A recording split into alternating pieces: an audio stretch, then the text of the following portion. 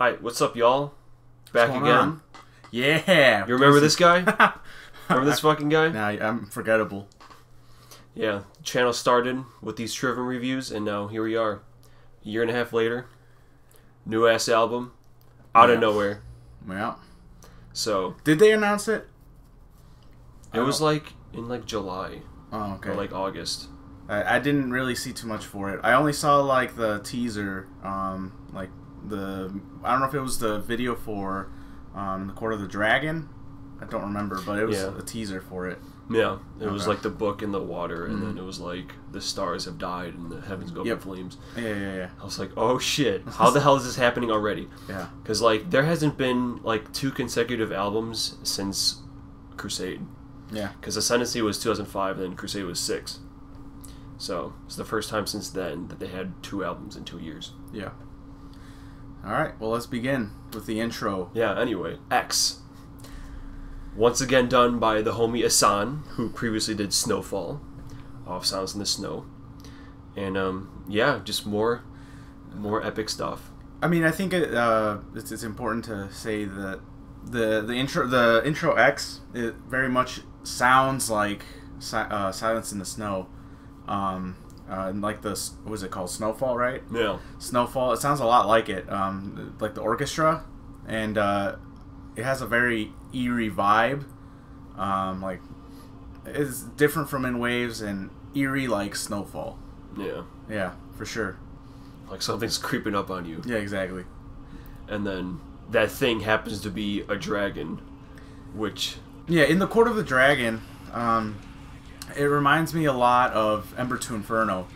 Even his screaming style in that one, like I feel almost as though he was doing that purposely. I felt like bits and pieces of the other albums in this one, and I guess you could say that in multiple albums, but particularly in this one, I think like they brought out the most diverse amount of their repertoire in this album.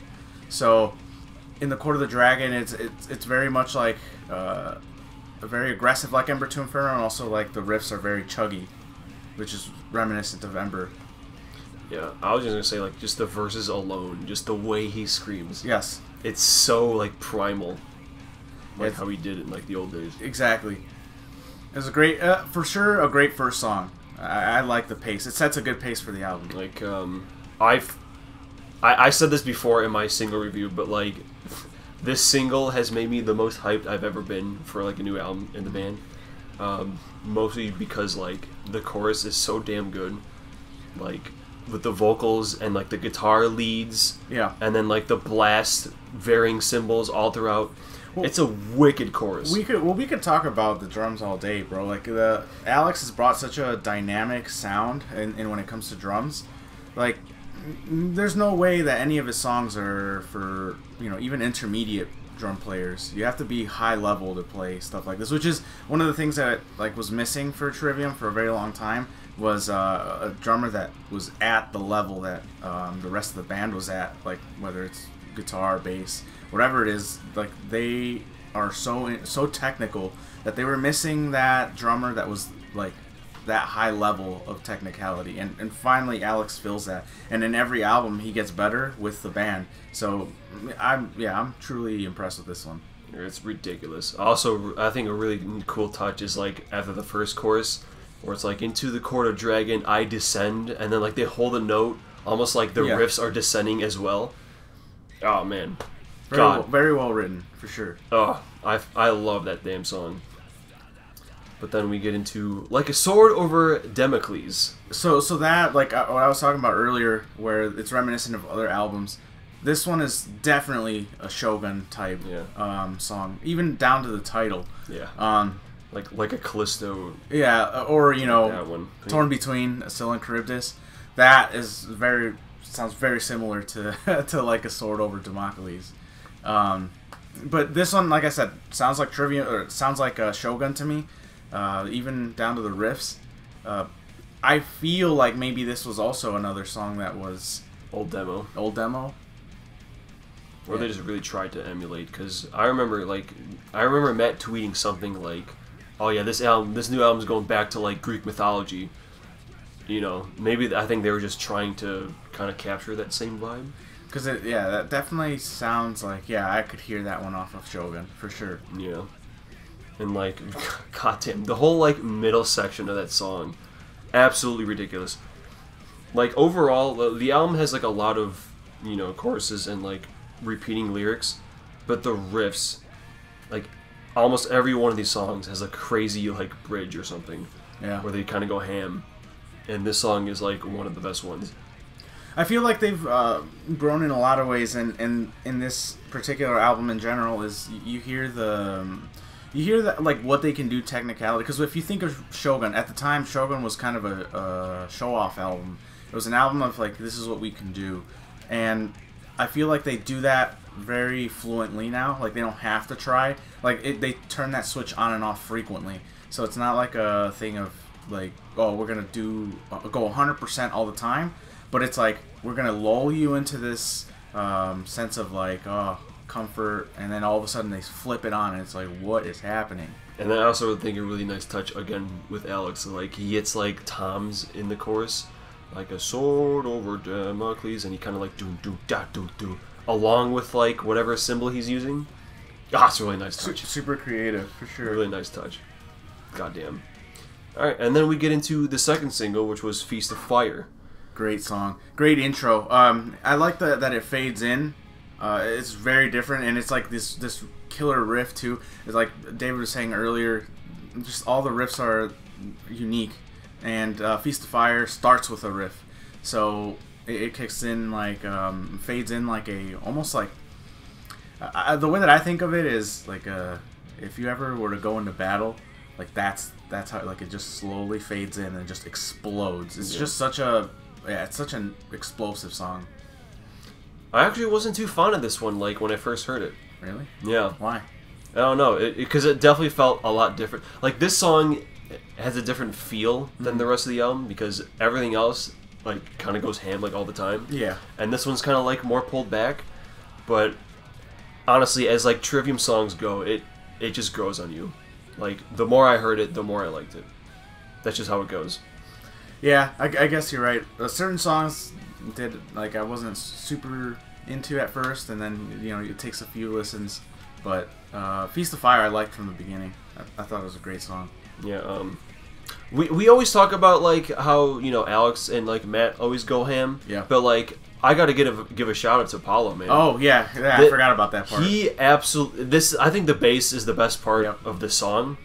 Especially at the end when he's like doing the tappy, and like the whole ending of the song where it's like the guitar harmony and then like the bass tapping, and then it, like, you know, it holds the note and then it comes back for like a little bit more.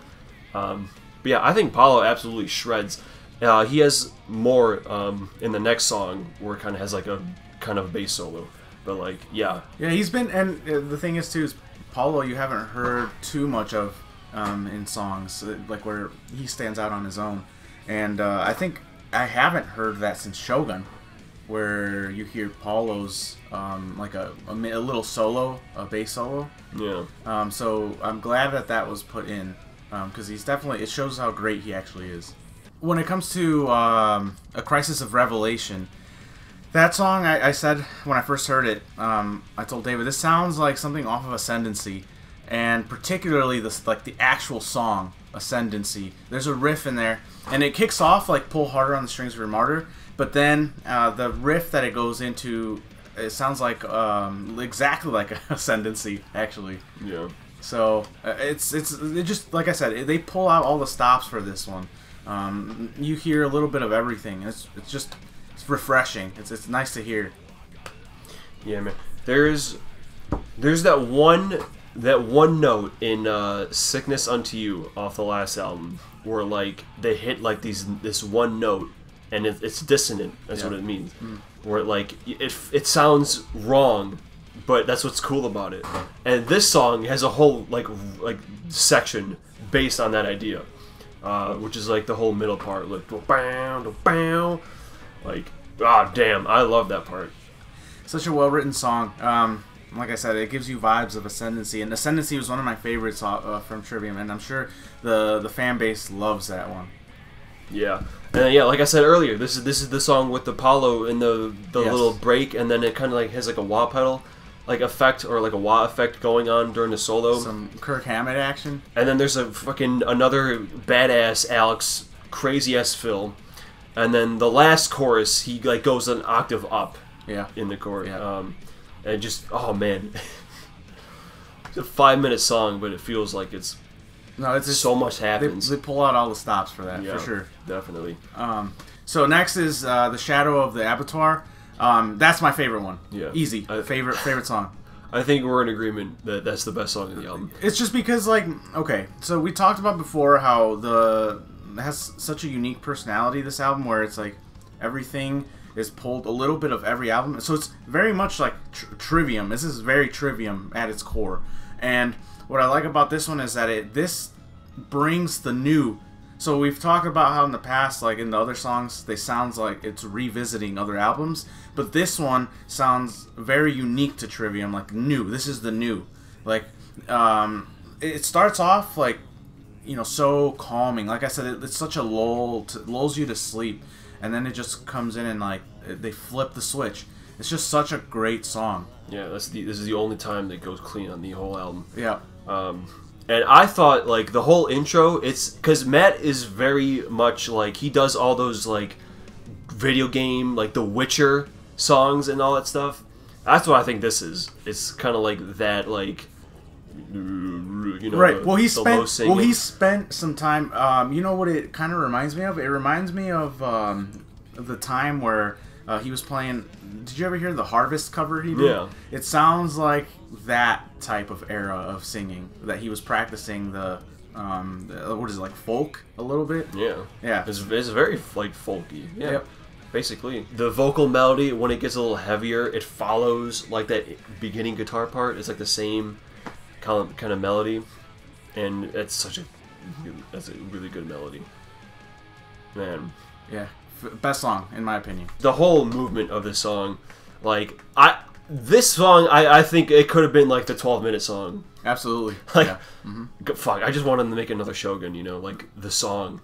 Yep. Or like that really long epic, and this song easily could have been that. But I also think that there's certain things that could have been switched around too. Not just this song. It could have that as we get forward, we'll talk about what could have been and what might have been better. In my opinion. But anyway, best song. Yeah, most definitely. No Way Back, just through.